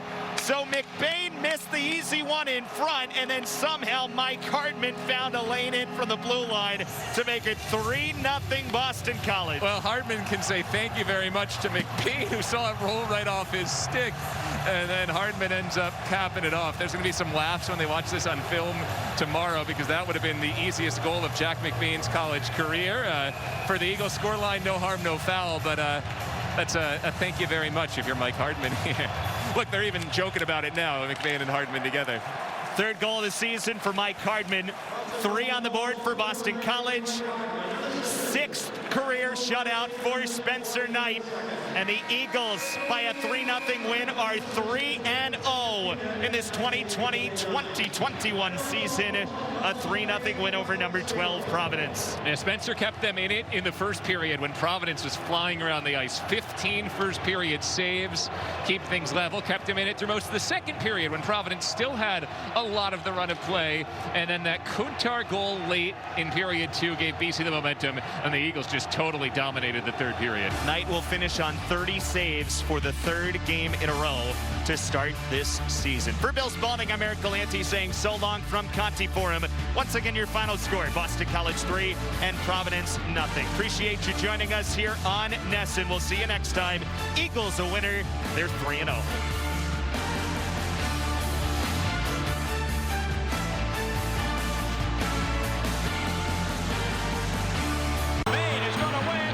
We have the best teams in the country in our league. It gets your team better, and it gets your team ready to win national championships.